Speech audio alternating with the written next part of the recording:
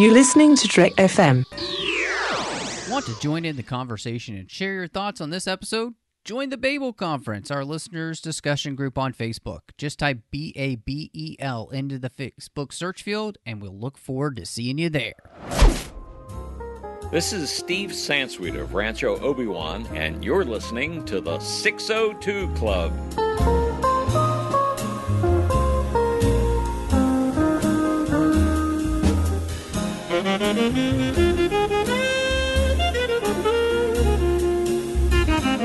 Welcome back to the 602 Club, Trek FM's local watering hole. I am just one of the hosts here, Matthew Rushing, and with me, as she is almost every single week, the one and only, the fantastic, the beautiful, and the friendly, Christy Morris. Hello. Thank you so much for that lovely introduction. I'm back.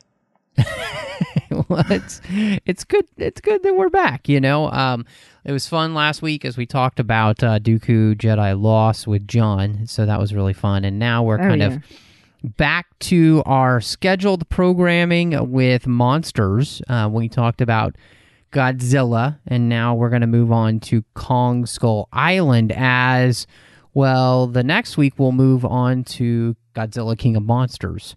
So yeah. Got a monster theme going on. It's a lot of fun. Like I've been really enjoying revisiting these films, and so I'm excited to talk about this one with you.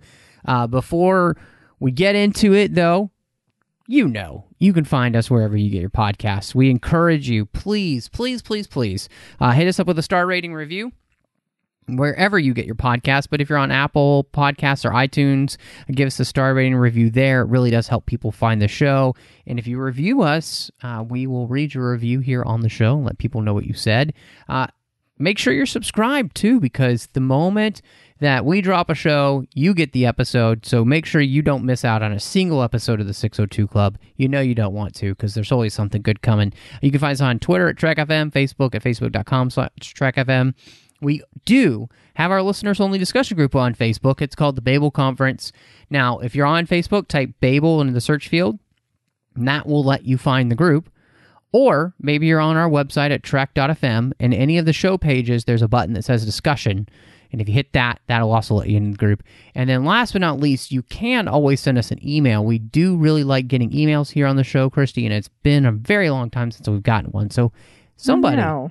Yeah, let us know your thoughts on this episode or any episode, or maybe something you want to have us cover. Go over to trek.fm/contact, choose a show, choose the 602 Club, and then that email comes to us. As I mentioned, this week we're going to be diving into Kong Skull Island.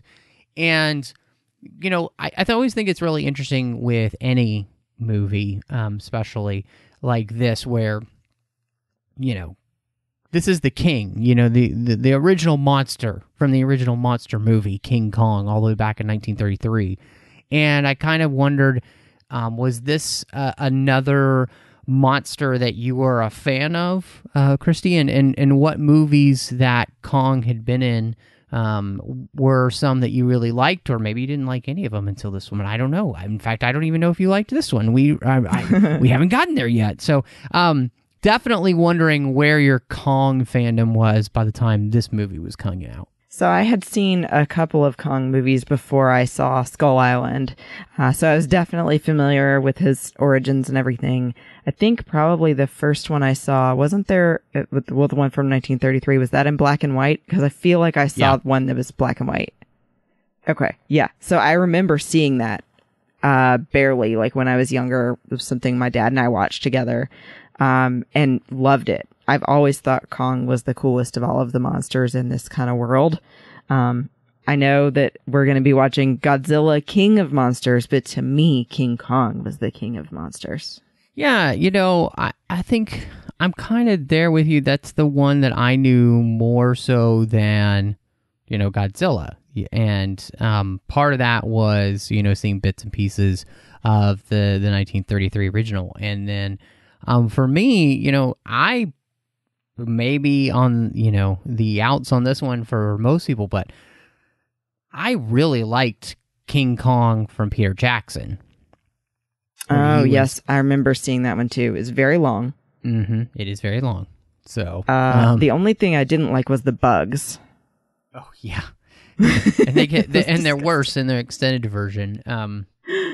Yeah, there are a lot of disgusting bugs, but I really enjoyed that movie. There was it kind of embraced everything that was the 1933 version, and gave it that modern shine to it. With the special effects and everything that they did, and that movie had great monster fights when he's taking on 2 T-Rexes, which is pretty awesome. And it, I really like that movie. For me, it was kind of excited when when I saw that they were going to be doing something else with Kong. And then, honestly, I would say for this, I saw this movie and the trailers came out. I wasn't quite sure which way this movie was going to go. To me, it kind of looked like it could be one of those movies. It could be good, or it could kind of go off the deep end. And I wasn't. And the trailers didn't give me a hint of really like, oh, I think this movie's going to be excellent, or I think this movie's going to be awful. I was like, I don't know what to think about this movie. So coming into it, I don't even know if you'd call me trepidatious. I guess I was just more like curious than anything else. Okay, that makes sense. Yeah, I don't even remember seeing the previews personally, but I'm sure that I did because it was pretty recent. I remember thinking if it's got Sam Jackson, I'm usually a fan. And I liked that the feel it gave me was a little bit more of a war or a Vietnam movie and not just another Kong movie. So, I really was looking forward to it from that aspect. Yeah, I think, the most interesting thing for me about this was going in, I knew it was going to fit in with the Godzilla movie because it was going to be kind of part of the same universe, and so it was going to be interesting to see how they did that. And they actually, they kind of reference that with, you've got John Goodman's character who is a part of Monarch, who he was originally a part of the group that was trying to kill Godzilla in the credits of that movie. When they're, doing all the bomb testing, quote unquote, in the Pacific. Yeah, he's a part of that. So I thought that was really interesting. And so I think you kind of hit something on the head that I really like is that this movie, to kind of legitimize its being, like why make another King Kong movie? They don't just repeat the same story. I mean, Peter Jackson already did that. And so they really craft a story where that could have happened possibly, but this is kind of its own thing, and this, in many ways, even this Godzilla, he feels like the 1933 Godzilla in the sense that he stands upright, he doesn't look like an ape as much as he does kind of like ape-ish, like he doesn't look like a giant. Right. Yeah. Yes. And it's on his turf this time. It's not kidnapping him and taking him to, a big city somewhere in the United States. It's, on this island that's shrouded in mystery, and you've got to get through this crazy storm just to get to it. But I do think that the shooting of all of the different nature scenes was really beautiful. And I think, that's why my husband and I bought the Steelbook version of the movie, because we wanted to have that sunset imagery. And it really, like you're saying, Matt, it doesn't always come across like he's an ape, except for the scenes where he's like beating his chest. Yeah. Yeah. Because that's something that gorillas actually do. Yes. Well, and I think, you also mentioned, and I think this is another smart thing for them, this whole idea of there being Skull Island and in some place that's, not findable, them setting it in the 70s when they're just starting the satellite mapping project, it does kind of feel like this would be the last opportunity for there to be an island that nobody's found. Right. If it was modern times, it probably wouldn't be. Right. Well, but it also kind of explains maybe why that island isn't thought of in other places afterwards, because it's actively possibly being hidden on purpose from the rest of the world, when it comes to satellite imagery and whatnot, because they don't want people to know about this island, because it's not a place they want anybody to go after what we see happen. So I really felt like, setting the movie in the 70s, right after the Vietnam War, not only does it help with a lot of the other thematical elements, but it just helps with the setup of the movie in itself. Right. And the believability, like you're saying, with the technology, that it wouldn't have been advanced enough yet for things like this to be discovered. And even, when they're looking at like the seismic activity and things like that, it's interesting to see how far equipment has come since then.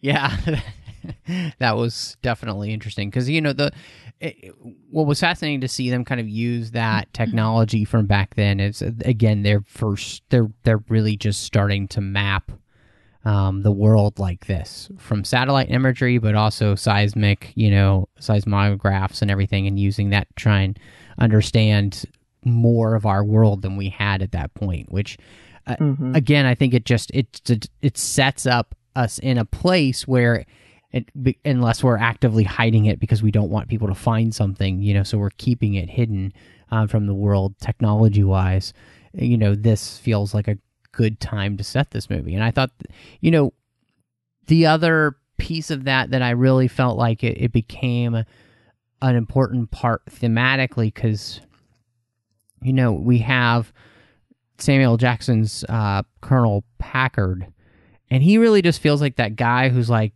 if just get a bigger hammer, because he only sees the world. He is the hammer, and so everything is a nail to him. And I just thought that was really interesting because he says in the movie that he knows when he's seen an enemy. And really, I don't think he's so right in that, because I think what he's really seeing is the fact that he only knows one way of life, and that's war. That is like, beating a perceived enemy into submission, and everything to him at this point is kind of an enemy. And I just thought that was really fascinating because, like the Godzilla movie, and here Kong isn't the enemy. He's just part of the natural order who's protecting the world. Again, it, feels very similar to that. And it's like, no, this is the created order. If you don't have Kong, then we wouldn't have the world we have today. Right? That it's like the way of natural selection at its best, and that, he makes sure that the population control happens of the other monsters. So without him, then there's overpopulation of something that's even worse than Kong. And I have to give props to those. I don't know what you want to call them. The skull crawlers is what the one guy calls them. I just made up that name. Sounds stupid now that I say it out loud. No, we can call them that. It's great. I love those because it's totally different than any of the other monsters we've seen before. It's like it's already dead, but somehow still living. It doesn't have eyeballs. And it only has super creepy 2 arms and a tail. Like, it's missing what you would think it would need, like 4, and then a tail, like a lizard, but no, just 2. It's really weird.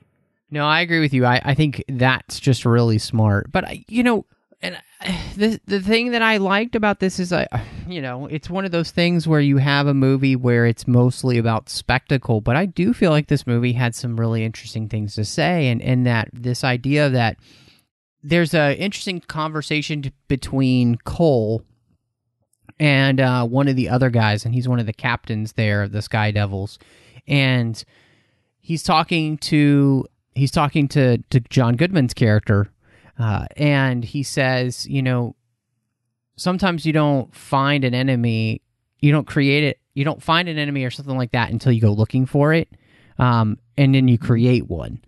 And that I thought that was really fascinating because, you can look at the world in a way that creates enemies that aren't even there, or you can look at the world and wait until something proves itself to be an enemy. And there is, because otherwise, you're like Colonel Packard and you just make something an enemy that's not an enemy. because that's Right. all you see. And it's so interesting because it really brings to mind, on the Phantom Menace, where your perception determines your reality. And so, and how you will see, so if we put on the, the thought of the enemy colored glasses, of course we're going to see everything is just an enemy to be defeated. Whereas if we have, clear eyes, full hearts, can't lose. Thank you, Friday Night Lights. But you know what I'm saying? I just think that's really fascinating for this movie to be thinking about that, because obviously it plays into the whole fact that this is during, right after the end of Vietnam, and just maybe creating an enemy there that we didn't have to be fighting. There could have been another way, and I think it's just the fact that a King Kong movie would be talking about any of those kind of issues is smart, and I like it. I love it when I was just watching this last night, and it was making me think some things, and I love a good monster mash movie that can make me think. Oh, me too. And it was funny when you were saying that, I was thinking sort of along the same lines, that it's like when you misunderstand something, but instead of just saying, you know what, I don't fully understand this yet, let me find out more, Packard says, I don't understand this, it must be my enemy. Just straight to, nope, it must be evil and we have to destroy it. And it's like, well, hang on a minute, that's how we find out that Kong is actually protecting the world, not trying to get rid of everyone in it. But Packard doesn't want to wait to find out. And he's like that with everything. But then you kind of feel sorry for him, because he's also representative of that reality of soldiers who were part of Vietnam that felt like they lost. They felt like, they were sent home before it was really over, and they didn't understand. And why did all these people die? And all this stuff was invested if this is how we were going to leave things. And so that kind of actual real thing being inserted in here hit me really hard, because I wasn't alive in that time. And so that really gave me a dose of what that must have felt like. Yeah, I like that, and I think that is one of the things that they play off in the movie.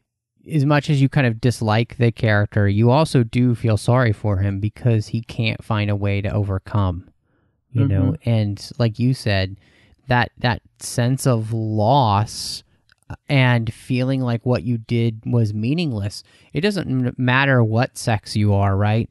If you feel like that in your life, you feel kind of hopeless and helpless, and part of you, for so many of us, just wants to lash out then, Right. And so absolutely 100% agree with you. And I think, that's one of the things that the movie does really well, is playing with these themes that allow us to be able to kind of think through them on both sides. But you said something that I thought was really important. It's like, what happens when we don't give ourselves the opportunity or the time to actually figure something out, to take the time to assess something and keep ourselves open, and not just come with a bunch of assumptions and hoping that those assumptions are either proved or, well, damn the assumptions. It doesn't matter what we find. We'll just make that what we want it to be. Whether it's true or not won't matter in the end, because we want it to be this, so we will make it this. And that's Right. kind of, because that's honestly where Packard ends up. He realizes that he's wrong, but his last phrase is, die, mother, and he dies. So he's not willing to admit his mistake in that, because it's too hard to admit the mistake at that point. Well, and I don't know about you, but I died laughing that, you kind of get that moment earlier in the movie where he says, well, we've got to do this because we've got to get to Chapman. And then Hiddleston pulls out Chapman's dog tag and he goes, Chapman's gone. And then he just goes, doesn't matter, we're still going with my plan. And you're like, what? He just said he's gone. Like, what the heck? He will not be proven wrong. Well, yeah, absolutely. And that goes to prove the point that in the end, it wasn't about the man, that they were missing. It was about them completing a mission. Yeah. Because that's where he goes next. He says, no, this is not going to be a mission that we don't complete. Right. And because for him, it all relates again to Vietnam. Mm-hmm. Yeah. And that sense of loss. Right. Mm-hmm. And that, and I think, when you start to think about that, there's so much of us in our humanity that does that all the time on much smaller scale. Right. I mean, it's not like we're not all guilty of that in many ways in our lives. Maybe not as brazen or blatant as this, but still we do that. And I think that's one of the things that I appreciate about this movie is that it does kind of make us come face to face with that. And to me, it was really interesting as well because this movie really becomes kind of about God versus man, because one of the reasons they said that they wanted Kong to be so large is they wanted him to basically be godlike. And, right. So much of the movie, they talk about Kong as God on the island.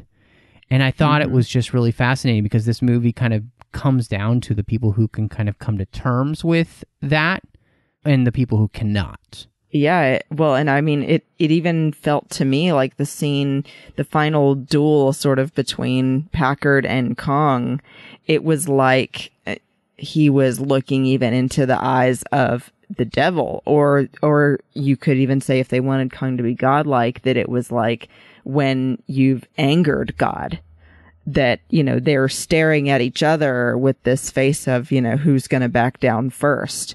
And they also kind of preview that when Kong is initially knocking down all the helicopters and you see his one eyeball looking through the helicopter at Packard. I really like those shots where they take their time and, wait a beat and let you soak it in for a minute. The scope of this, it for sure absolutely feels like a larger than life God versus man thing. And constantly makes all of them question what they're doing. It feels like he just wants to, Packard, complete the mission, destroy the enemy at any cost. And the rest of them are going, we're in way over our heads here. We just need to get out. Well, and what was kind of fascinating to me is you were talking, I was kind of thinking that this references a little bit that conversation that the beavers have with the kids in Narnia, where they're like, Aslan, is he safe? Of course he's not safe, but he's good. And kind of in many ways, Kong is kind of like that on this island. He's not safe, but he is good because he's keeping the right order on the island, but also he's not there to hurt anyone specifically unless they attack his territory, what's under his protection, Mm-hmm. And so the reason that he comes after the helicopters is not because he's an evil, quote unquote, God. He comes after the helicopters because they are attacking his territory, the territory that he's keeping safe. Right. Like they come in and drop all these bombs and they expect, whoever's living there to just go, okay.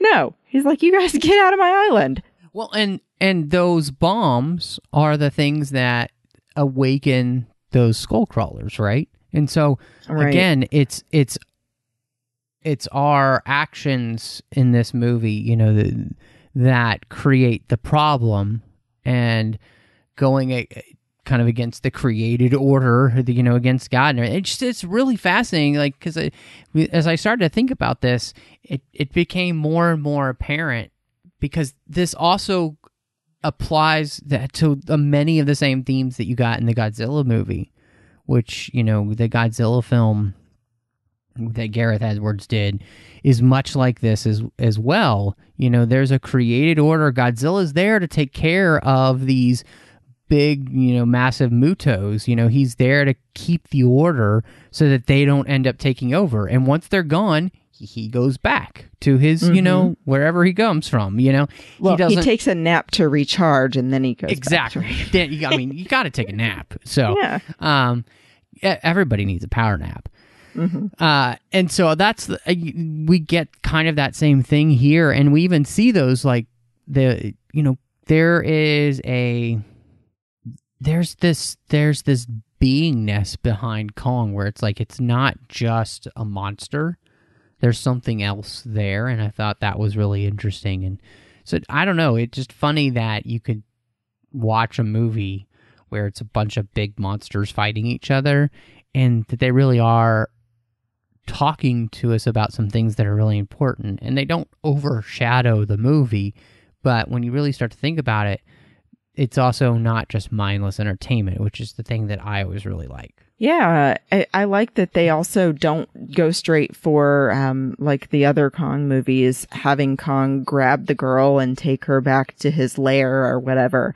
You know, this ends up being just a soft, nice moment briefly between Brie Larson's character and Kong when she touches his nose. It's like just enough for them to know each other's reason for being there. And then they're like, okay, we're okay now. You know, don't cross him. But if you're just here to, you know, do something peaceful and then get out, then fine. So I thought that was really nice, and that they didn't end up doing just a complete Kong remake, and that it felt like this was more about Kong himself and his world and the order of things than it was about Kong in the big city climbing the skyscrapers. Yeah, and that was the thing. I agree with you, you know, them wanting to go this other way and to tell this story. They specifically said they didn't want to go the Beauty of the Beast route, which had already been done, obviously, enough. Mm-hmm. And so I'm right there with you. I totally appreciate that they didn't go that route. And so, you know, it's interesting, too, that the casting in this movie, there's a lot of people in this movie. And I really like Tom Hiddleston, and not just because of Loki, but the role that this actually most reminded me of was, I don't know if you ever saw the miniseries The Night Manager, but it is amazing. If you've never seen it, I think it's still on Amazon Prime. It's fantastic. It is a 6-part miniseries, and it is maybe one of the most intense shows I've ever watched. It's one of those shows where the episode is so tense that you're not sure if you want to watch the next episode yet or just wait till tomorrow. Because it's just so good, and it's a spy thriller, and it's fantastic. But so him kind of playing this, you know, Special Forces captain from British Special Forces, really, I thought, you know, I really like him. And honestly, you know, you can hate me for it, you can tweet me for it, but could totally see him being Bond one day. He's really good. Ah, interesting. That, yeah, I don't know. I'm still kind of on the, oh gosh, what's his name? He was in Dark Tower. Oh, Idris Elba? Yeah, I'm on the Idris Elba train for Bond. I want him to be Bond so bad. But my husband will tell you, when we were rewatching Skull Island, I went, oh, my honey bunny's coming on screen. And he's like, who's that? And I'm like, Tom Hiddleston. Because, I mean, I'd never pictured him as an action hero. I didn't know it was something I wanted until I saw him with the leather gun straps. And then I went, all right, I'm down with this. He's just, I thought he was good in this movie. You know, he has the right kind of swagger, I think, which is really good. And the other thing that I really liked about him in the film is that he does a good job of kind of playing, even though he's kind of the action hero here, he's also just kind of the everyman in many ways. Like, you know, he's just a guy who's, honestly, at this point, he's just trying to get out of this alive with as many people possible, you know? And there's something about him that I just enjoy watching on screen. And it's not because he's hot, yes, but I really appreciate him as an actor. I think he did a great job in the role. And he's not asked to do a lot in the role. Like, it's not a huge emotional range or anything.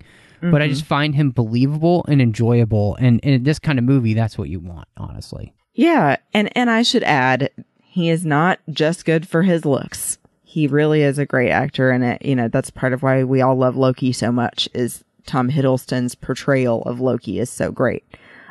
But I feel the same way you do about his role in this as Conrad.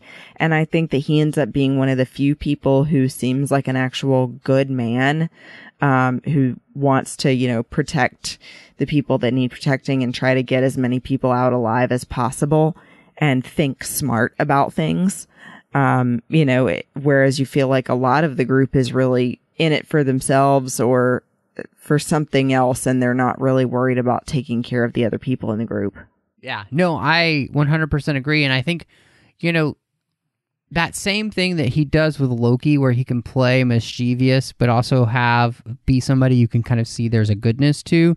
I think he brings that to this role a little bit because, he's a guy that at the beginning of the movie, we're not quite sure where he's going to be kind of morally, but as he moves forward, we kind of see, oh, okay, we know where this guy is. We see, who this guy is morally, and we want to follow him then for the rest of the movie, which is great. And that's exactly what you need from that character for him to kind of become that hero that, yes, you want everybody to follow so they can all get off the island because this is the guy who's going to do that for you. As opposed to, Samuel L. Jackson's Packard, who's not going to do that for you. No, he doesn't care if we all go down. If we do that, at least we're going down together, right? Yeah. With napalm. That's a good way to put it. Yeah. Yeah, I mean, he absolutely... First of all, Samuel L. Jackson, to me, is good in everything, even Snakes on a Plane. He brings that seriousness especially to this kind of role. He can play the comedy character, but he's really, really great at playing like in The Negotiator, and then in movies like this, where he's got to play the kind of the bad guy. Heck, Unbreakable. He's the villain, he's a great villain. Absolutely. And so he totally makes this movie for me because it becomes about, the showdown between him and Kong every time. And he's constantly trying to figure out how to beat Kong, and he just can't. And then, he ends up dying in the most putrid way when he came up with all these grandiose ways to try and kill Kong, and nothing worked. Yeah, no, I can't add anything to that. I think the thing that's so interesting about the movie, and Samuel L. Jackson referenced this in the extras, is that he's Captain Ahab, and this is his whale. Yeah, and that's exactly the relationship that we get here, and I think he plays it so perfectly because, as we mentioned before, on top of everything else that's happened to him in his life, we see why this guy does this, why this guy becomes this relentless Captain Ahab. And I think, Jackson is just able to play that so perfectly. So really appreciate his portrayal in the movie, and I think he makes it a lot of fun in a lot of ways. He is that villain you kind of love to hate in the movie. So cool that he got to play with his co-star from Captain Marvel. Before Captain Marvel, Brie Larson is Mason Weaver is the anti-war photographer. She's an anti-war photographer. Did you caught that? She's an anti-war photographer. I did. She said that. Yes. So, and Brie Larson is, I would say, much better in this movie than she is in the last movie that we watched her in. Yeah, I thought she was better. I kind of thought still even that in this movie, maybe it could have been a different actress to play that character. And I may have liked it a little bit better, but I liked the way that they wrote the character of Weaver, and especially that they didn't make it about being a romance between Conrad and Weaver, that they work together and they form a partnership, but not that it suddenly becomes, oh, they're in love and, love in the jungle. Yeah, I think, you get the feeling like there's something there, but like you said, it doesn't become the focus of the movie, right. Like that you feel the underlying tension that's there between them, but there's never anything that consummates that, or they don't even kiss, or that they have time for. Right, exactly. So they don't force any of that stuff. It just becomes about two people going through this experience together. I think that her role isn't large in this movie in the first place, but they do a good job of making her have her place, you know. I thought it was kind of cool that she gets to be the one with the flare, and when she shoots that skull crawler in the face with the flare, it's pretty awesome. Yeah, that was good. You know, and the fact that she does forge a relationship with Kong that helps save everybody in the end is great. And yeah, I mean, she's for what she has to do here. It was interesting because I do feel like she just feels more like a fleshed out character. Yeah, and she's not even the main person here. So yeah, I mean, I've seen her in like Room and The Spectacular Now, so I've seen her in movies where she is fantastic. You know, here I think she does exactly what she needs to do in the role, and she doesn't have to do more, and we don't feel like we're cheated because she's not like, you know, stealing the show. Like, I think she's very good in the movie. And she plays a good role in that whole, you know, setting time period that we're talking about, you know, especially because photojournalism was really big at this time, because there were two such strong arguments about the whole Vietnam issue.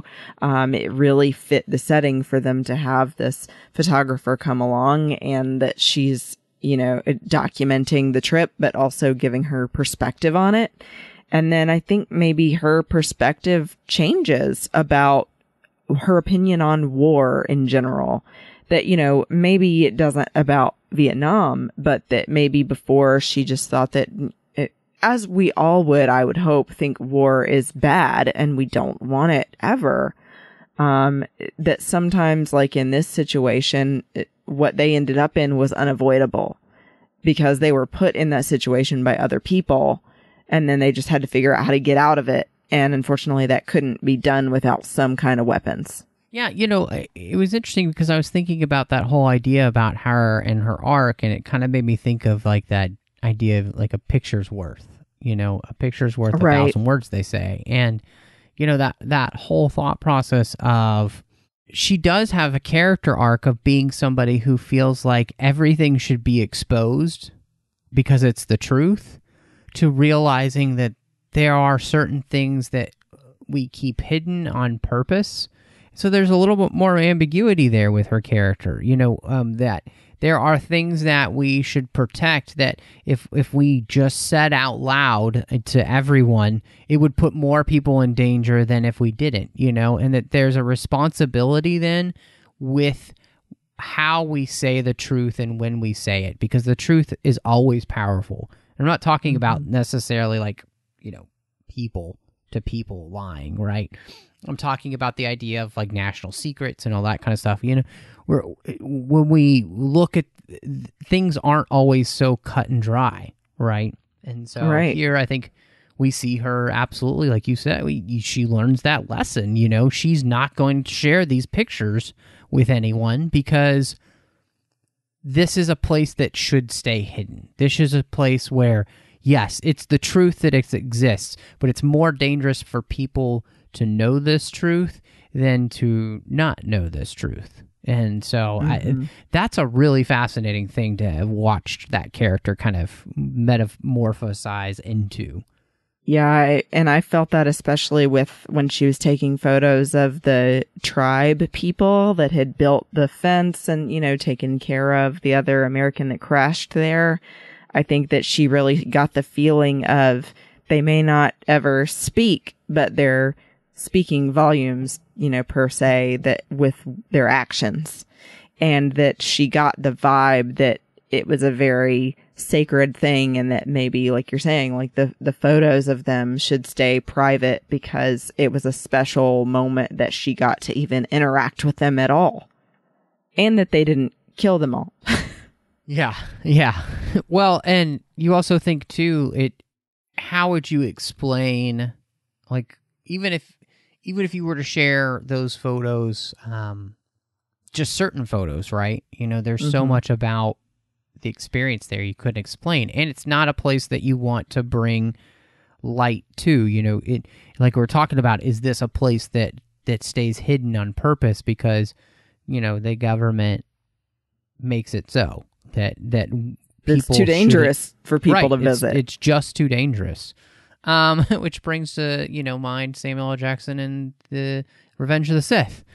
He's too dangerous to be kept alive, It's too dangerous for people to know that this place exists. So, yeah, absolutely. I think, the other main character there that really stands out to me, even aside from John Goodman, is, John C. Reilly is so good as Hank Marlowe. Like, he's just phenomenal in this movie. He makes it funny. He makes it poignant. And he brings out some feels in certain places, which are he just does such a good job. And so this casting, I think, is just great casting because, yes, he's great at comedy, but he does a lot of other things in this movie that he brings to it that are just excellent and exactly what this movie needs, I think. Yeah, I think you hit the nail on the head. And we were talking earlier about hammers and nails. He brings the heart to this movie because he makes it not just a war movie or a monster movie. He makes it about someone's personal story of what he went through, that none of them could believe he had been there since World War II, that he had survived. And then, him and whoever this friend is, he keeps talking about, I guess one of the tribes people built that boat out of his plane. It was the Japanese guy that he landed with. Okay, I'm sorry. They tried to samurai. kill each other, so they had become friends, yeah. And I like that tie-in too, to let you know that those were the guys you saw in the beginning, because it has that cold opening that was so great. And I think that seeing, if you watch the credits, John C. Reilly's character getting to finally go home and see his wife for the first time in years and years and meet his son, who he had never met, who's now, like an 18-year-old man, is just crazy. And it kind of made me teary. I don't know about you. The whole arc of this character, and even him talking about how he became friends with the Japanese pilot who had landed, and that, when you took off their uniforms, in the end, they weren't that different, and how this is what this whole movie is kind of about, is about misunderstanding something. And, obviously, wars happen for so many different types of reasons. So that's not necessarily what we're talking about. When we get to the daily, people with people, and how we think about certain people because we don't give them a chance, or we just write them off because they look a certain way or they act a certain way, or, whatever, or we throw a label on them or something like that, And that's a small, tiny little thing that happens in the movie, but I think it's important, and it's kind of something that we see play out in the film. We have those people who can accept their preconceptions being challenged and change those preconceptions then when new information comes, and then those who can't. And, Marlowe becomes that person who can totally do that and survives because of that. And all of the people that we see that are able to do that are the people that survive. And not only do they survive, but they survive together. And it's only because they came together that happened. And I think that's a great message. That's what makes this character so. Not only is he enjoyable to watch, but he also gives you an arc and an important thematic element that you can bring out of the movie and into our daily lives, which again, who would have thought in a movie like this you'd get that, which is great. Yeah, I absolutely didn't think that we would get that level of emotion to a movie like this.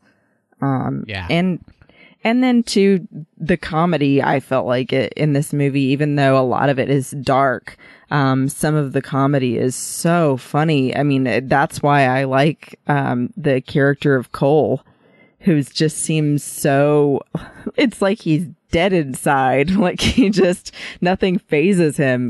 He's sitting there eating a can of beans after all of the helicopter crashing just happened when they first got to the island. And his buddy is going, "Do you really have an appetite right now?" And he's like, "Well, this level, of fight is unprecedented. What are we going to do? Like, I mean, okay, so what? I'm hungry. It was hilarious. Definitely unprecedented. Yeah.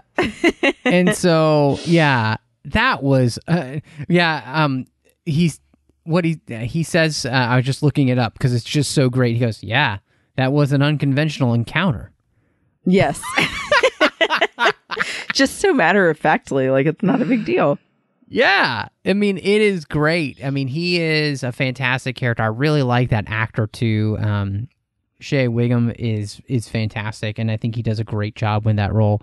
And yeah, he has the other great quote that I love too, where he says, sometimes an enemy doesn't exist until you go looking for one. And again, it ties into that thematic element we kind of talking about with John C. Reilly and the overall aspect of this entire film. So yeah, he's great.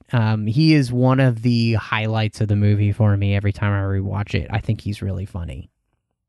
And I also wanted to point out the brotherhood, I think, between the guys that they show that are all in the military together, I think comes across perfectly, because all of the friends and family I've had that have been in the military have said that it really is like that, that these people you would give your life for, or they would give theirs for you, and you spend so much time together and doing such difficult things that you do become like family. And I felt that with them. And I think that's why I liked those guys so much and thought the casting of the military guys was so good. I don't remember all their names. I'm sorry. But I love when the one guy is talking about how many letters he's written to some woman, and you think it's going to be a girlfriend. And they said, wow, you got a really crappy mom.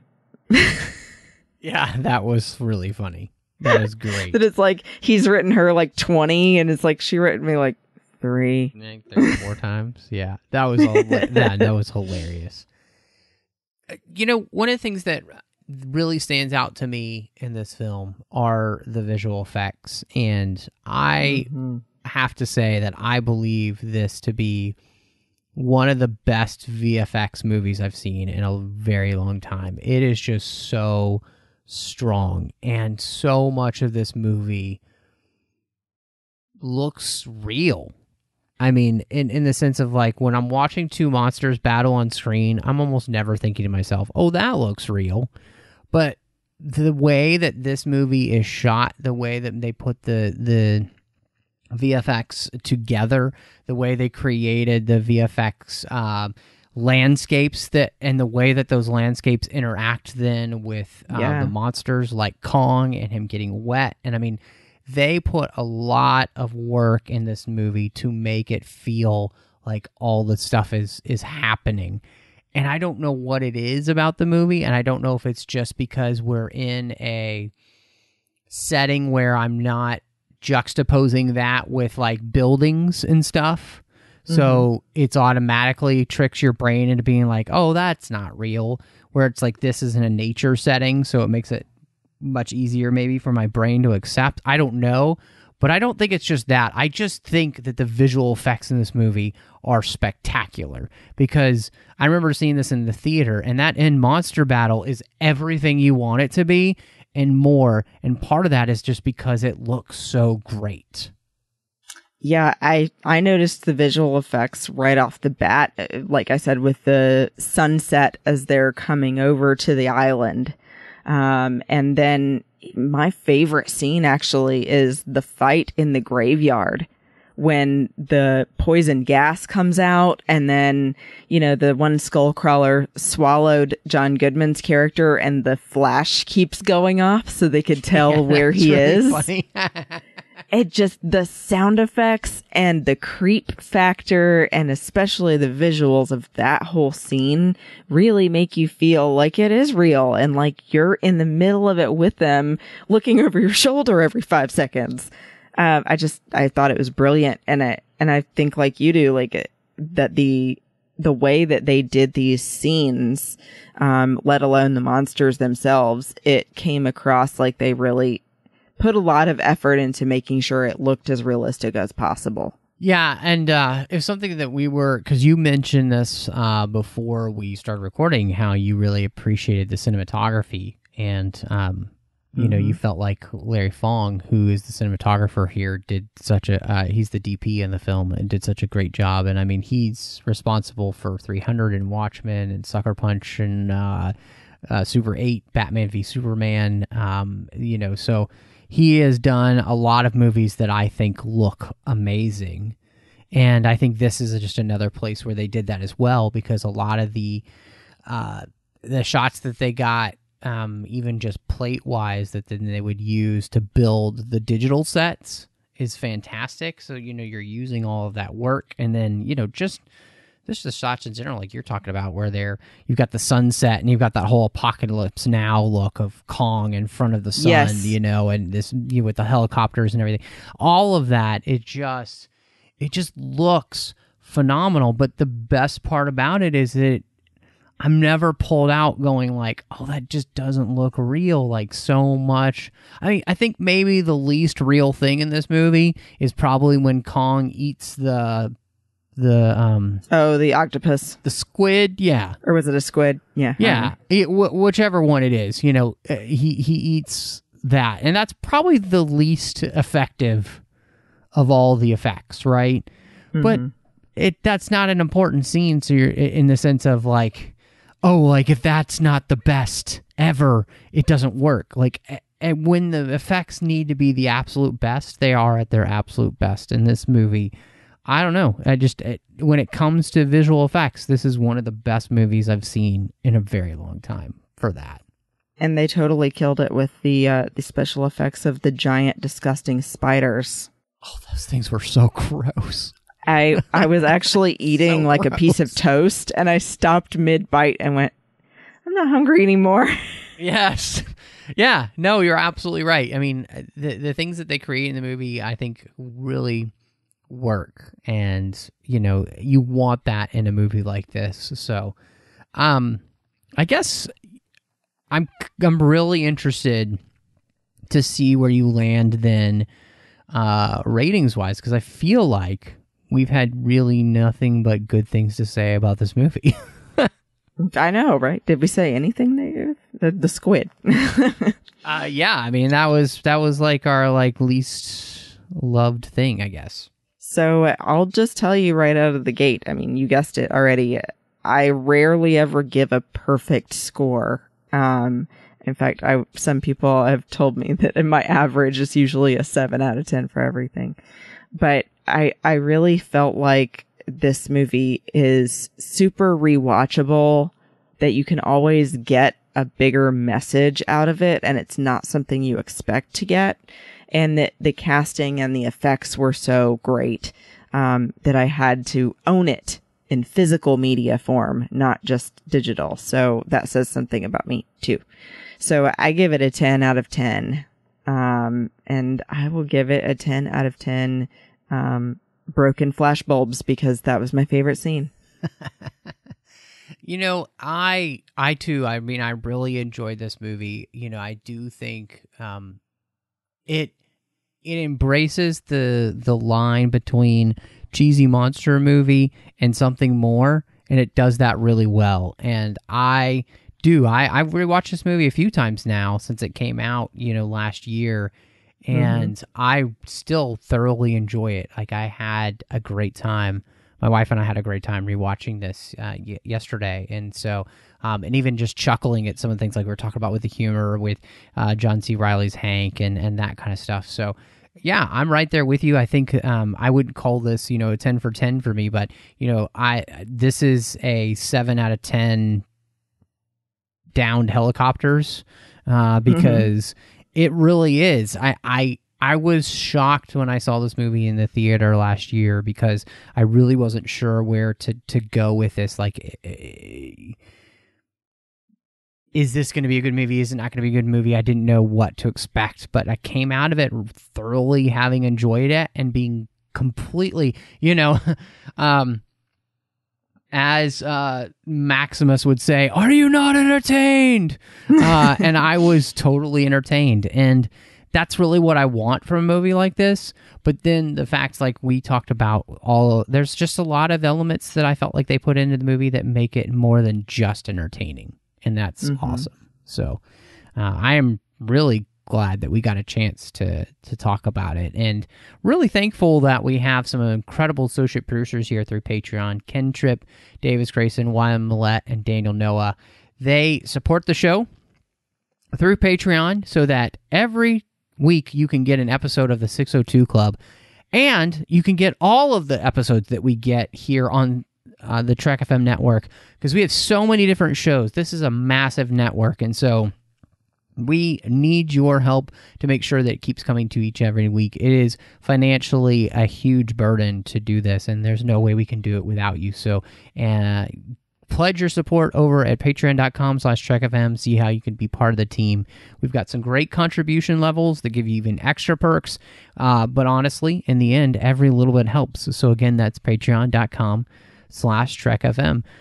Christy, I mean, I think we had a beyond a blast talking about this one. So hopefully Godzilla King of Monsters is as good as this and the Godzilla we talked about a few weeks ago. So I can't wait, because it's going got to a have lot Ghidorah. to live up to, honestly. But it's going to have Ghidorah that has 3 heads. That's true. So I'm Just looking saying. forward to it as well. Before we get there, though, what else you got going on? Because I know people want to follow you, want to find you. What's going on with you? Doing a lot of things. So, of course, I'm here on the 602 Club almost every week. On occasion, either I'm sick or we're switching out guests, and so I'll miss a week, but most of the time we're together. And I also, in addition, if you can believe I can fit more, I do Sabers and Spells bi-monthly with my friend Teresa. So it's at least every other week, but it's been a little more often since Game of Thrones has just ended. So we've been doing 3 shows this month. But that is going to be all about everything geeky that Teresa and I love under the sun, and then things that we just consider geeky because we're so in love with whatever it is. But also I'm doing once a month a segment called Fashion in 5 on the Star Wars Report, where I talk about Star Wars men's and women's fashion. And then once a month I do a show called Planet Leia on Fantha Tracks Network. Oh, that's great. Well, Christy, I don't, man, do you need a quick power nap after that? Yes, I do. Oh, yeah. And sorry, you can find me personally on Twitter and Instagram at Bespin Bell. Yes, and make sure you are following Christy there, because then you will be able to know all the different podcasts she's doing too. So check all of that out. You can find me on Twitter, Instagram, and Letterboxd under the name MattRushing02. I'm here on the network doing The Orb, Chris Jones, talking about Star Trek Deep Space Nine. Do check it out. We just got a brand new episode out. We were talking about one of the early episodes of Deep Space Nine, A Man Apart. You can also find me on the Nerd Party Network doing 2 shows. One's called Owl Post. I do that with Drea Kaufman, and we talk about Harry Potter each and every week, and we do that one chapter at a time. And then I'm doing Aggressive Negotiations with John Mills, who was on last week with Christy and I talking about Dooku Jedi Lost. We love talking about Star Wars, so if you like Star Wars, this is the show for you. And then last but not least, I do a show with my friend Courtney talking about movies, but through the lens of faith, and it is called Cinema Stories, so I hope you will join me there. But thank you so much for joining us. And y'all come back now, you hear?